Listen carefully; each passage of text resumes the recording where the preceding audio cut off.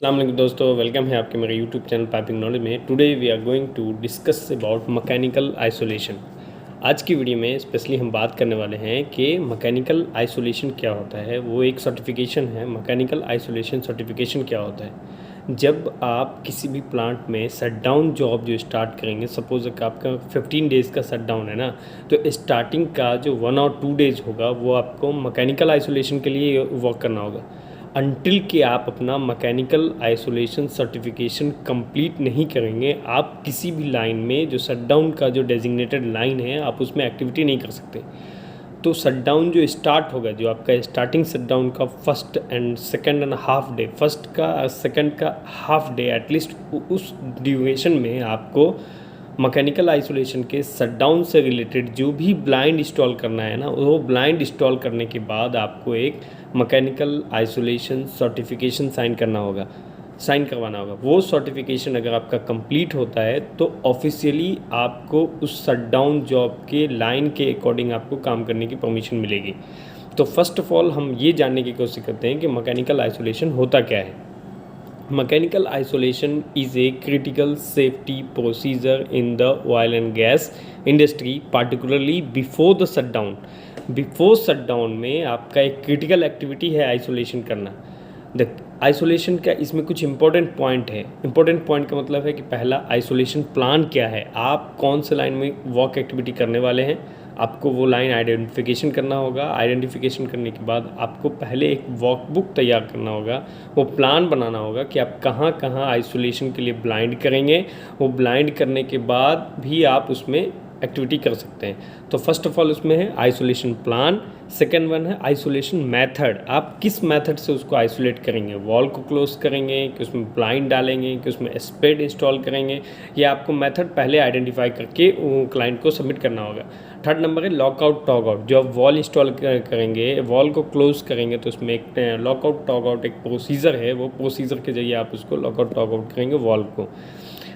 Fourth number है verification, आप जो आइसोलेशन आपने किया है या करने वाले हैं उसका आपको वेरिफिकेशन करना होगा कि क्या ये आइसोलेशन करने पे हमारा ये लाइन आइसोलेट हो सकता है या नहीं हो सकता। नेक्स्ट नंबर है डॉक्यूमेंटेशन। आइसोलेशन जितना इंपॉर्टेंट है उतना ही इंपॉर्टेंट इसका डॉक्यूमेंटेशन है, क्योंकि डॉक्यूमेंट कंप्लीट होगा तो ही आपका वो शटडाउन एक्टिविटी आप स्टार्ट कर सकते हैं। सेफ्टी एंड नेक्स्ट वन है safety and procedure. Safety procedure के अकॉर्डिंग वो आप आइसोलेशन कर सकते हैं। Last point and important point है कम्युनिकेशन। अगर आपका कम्युनिकेशन प्रॉपरली नहीं होगा तो आप आइसोलेशन करना बहुत मुश्किल काम है। सबसे पहले आप ये इंपॉर्टेंट पॉइंट्स, आइसोलेशन प्लान बनाना, जो आपका शटडाउन से पहले प्लान बनेगा, उसका मेथड इंस्टॉल करना, मेथड कैसे है, उसको इंस्टॉल कैसे करना है। ओके, नाउ हम आगे मूव करते हैं तो उसमें बात करेंगे मैकेनिकल आइसोलेशन सर्टिफिकेशन के बारे में। सर्टिफिकेट क्या होता है, इसको हम लोग बोलते हैं नॉर्मली लैंग्वेज में MIC certificate, mechanical isolation certificate. तो MIC सर्टिफिकेट जो है वो एक mechanical isolation is a documents that certify that the mechanical isolation has been properly implement before any maintenance और शटडाउन एक्टिविटी। तो ये एक सर्टिफिकेशन है कि आपका जो डॉक्यूमेंट है वो सर्टिफाई किया गया है, mechanical isolation has been properly implemented before shutdown. तो ये जब सर्टिफिकेट आपका कंप्लीट होगा, साइन होगा बाय द ऑपरेशन टीम, जो साइट पे आप लोग बोलते हैं ना कि एक ऑपरेशन टीम का बंदा होता है, जो ऑपरेटर जिसको कहते हैं हम लोग, वो ऑपरेटर आपका वेरीफाई करेगा और आपका वो साइन करेगा तो ही मैकेनिकल आइसोलेशन कंप्लीट होगा। वो ऑपरेटर साइन करके स्कैन करके अपने ऑफिस भेजेगा, वहाँ से एक डॉक्यूमेंट आपको जनरेट करके मिलेगा, वो जनरेट का नाम है मैकेनिकल आइसोलेशन सर्टिफिकेट। वो डॉक्यूमेंट भी आपको मैं शो करने वाला हूँ कि हम लोग कैसे साइन किए थे। मेरा लास्ट प्रोजेक्ट एक्चुअली शटडाउन का था तो वो मैंने कंप्लीट किया है, तो उसके रिगार्डिंग में वीडियो बना रहा।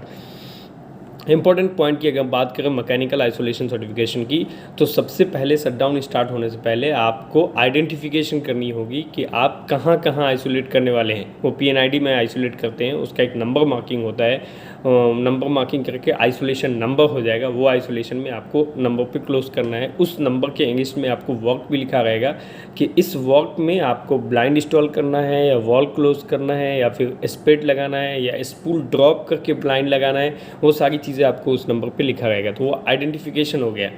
आइडेंटिफिकेशन ऑफ द इक्विपमेंट और सिस्टम हैज़ बीन आइसोलेट, कि मतलब वो जो इक्विपमेंट था वहाँ हम लोग ब्लाइंड इंस्टॉल करेंगे इस नोज़ल में, तो ये इक्विपमेंट आइसोलेट हो जाएगा, तो वो एक आइसोमेटिक आइसोलेशन नंबर हो गया।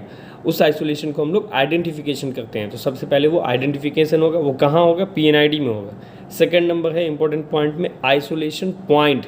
आइसोलेशन पॉइंट का मतलब पार्टिकुलरली उस इक्विपमेंट में उस लोकेशन पे आपको ब्लाइंड लगाना है। Detail of isolation point and method, detail उसमें दिया रहेगा कि ये कैसे आइसोलेट करेंगे, और मेथड उसमें कि आप उसको वॉल को पोजीशन को क्लोज करेंगे या फिर ब्लाइंड इंस्टॉल करेंगे या फिर ब्लाइंड स्पेड इंस्टॉल करेंगे। ये डिटेल आपको PNID में ऑलरेडी मेंशन रहेगा, उस अगेंस्ट उसके नंबर में, आइडेंटिफिकेशन नंबर के अगेंस्ट में लिखा रहेगा।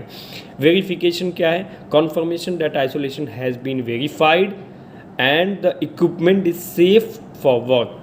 तो दोस्तों जैसा कि मैंने आपको बताया कि एक आइसोलेशन टैग नंबर होता है, तो फर्स्ट ऑफ ऑल आप देखिए 46T0 एक आइसोलेशन टैग नंबर है।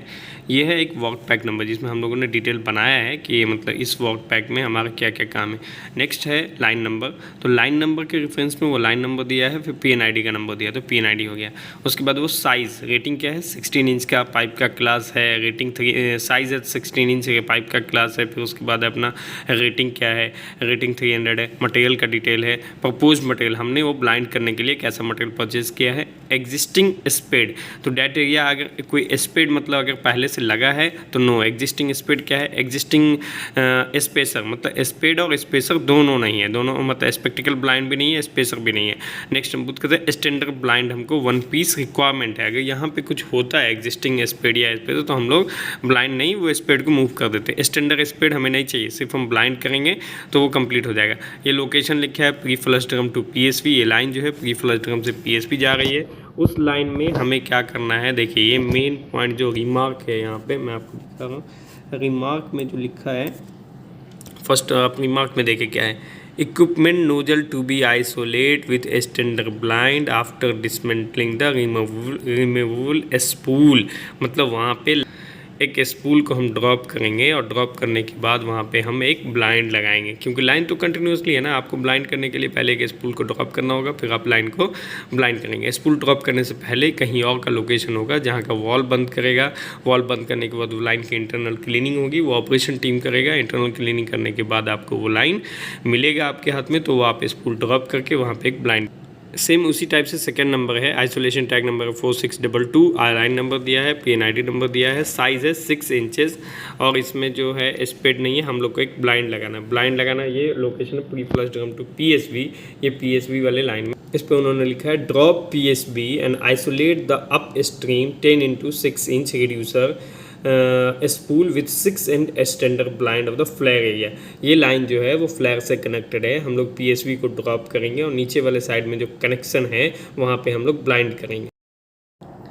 तो स्पेशली आज की वीडियो में हमने देखा कि मैकेनिकल आइसोलेशन कैसे करते हैं, मैकेनिकल आइसोलेशन के लिए आपको क्या क्या प्रोसीजर फॉलो करना है। मैकेनिकल आइसोलेशन का डिटेल जो है वो शटडाउन स्टार्ट होने से पहले ही उसमें सबमिट कर दिया जाता है। PNID में आपकी मार्किंग होती है कि ये आइसोलेशन टैग नंबर है, इस टैग नंबर में हमें क्या एक्टिविटी करना है, वो कंप्लीट डिटेल आपको वर्क पैक में मिलता है। उस वर्क पैक में 100% सब कुछ लिखा रहता है। उस वर्क पैक के रेफरेंस में आपको अपना ब्लाइंड ऑर्डर करना है, ब्लाइंड के साथ नट बोल्ट गैस्केट उसका ऑर्डर करना है, वो आपका आएगा। जहां आपका लोकेशन है वो शटडाउन स्टार्ट होने से पहले आपको उस लोकेशन पे सारे ब्लाइंड नट बोल्ट गैस्केट वहां लोकेशन पे आपको शिफ्ट करना रखा है। जब आपको ऑपरेटर परमिशन देगा डी ब्लाइंडिंग का, डी स्पूलिंग का, या फिर ब्लाइंड इंस्टॉल करने का, या वॉल क्लोज ऑपरेटर करके वो आपको देगा डी ब्लाइंडिंग करने के लिए, अल्टरनेट बोल्ट ओपन करने के लिए। कहाँ आप जो ब्लाइंड इंस्टॉल करेंगे वहाँ ऑलरेडी पहले से लाइन है, या तो उसमें स्पीड लगा हुआ, या आपको कोई एक स्पूल को ड्रॉप करने के बाद ही आप वहाँ ब्लाइंड लगा सकते हैं। तो स्पूल ड्रॉप करने हो, या फिर इस पर अल्टरनेट बोल्टिंग करना हो, या स्पीड को रोटेट करना हो स्पीड को, तो उसके लिए आपको ऑपरेटर परमिशन देगा तो ही आप उसको ओपन कर सकते हैं। ऑपरेटर परमिशन देने के लिए ऑपरेटर वहाँ चेक करेगा कोई आपका H2S तो नहीं है, क्योंकि लाइन के अंदर तो H2S हो सकता है, आप इंजरी हो सकते हैं, आप वहाँ पर गैस लगेगा तो आप वहाँ डेथ भी हो सकते हैं। तो उसके लिए है कि आप 100% सिक्योर रहें कि आप जब वो आपका ऑपरेटर 100% सिक्योरिटी दे कि भाई आप इसको ओपन कर सकते हैं, परमिशन आपको मिलेगा, परमिट रिसीव हो जाएगा, तो आप वो अल्टरनेट बोल्टिंग या फिर उस ब्लाइंड स्पूल को ड्रॉप करके वहाँ ब्लाइंड इंस्टॉल करेंगे। तो ये आपका रिस्पॉन्सिबिलिटी है कि आप कहीं भी ब्लाइंडिंग करें तो मस्ट कि operator in the presence of operator आप उसको ओपन करें। Presence of operator means operator पहले वहाँ वेरीफाई करेगा कि इसके नेक्स्ट और बैक साइड में और फ्रंट साइड में टोटल वॉल क्लोज है या नहीं, इनलाइन में जो भी आइटम था पहले से वो ऑलरेडी क्लीन हुआ है या नहीं, उस क्लीनिंग के बाद भी उसमें कुछ परसेंटेज कुछ पॉइंट में H2S है तो ऑपरेटर ओपन करेगा, पहले ड्रेन ओपन करके चेक करेगा कि यहाँ कुछ इस लाइन के अंदर तो है नहीं है, तो उसके बाद आप वहाँ पे ब्लाइंडिंग और ब्लाइंडिंग और इंस्टॉलेशन MIC वर्क एक्टिविटी आप स्टार्ट कर सकते हैं। ओके दोस्तों, thank you for watching this video. This is video for specially shut down activity, not a construction activity. Shutdown means when you start any shutdown must be know about how to blinding, how to complete the MIC certification. Okay, thank you for watching my video.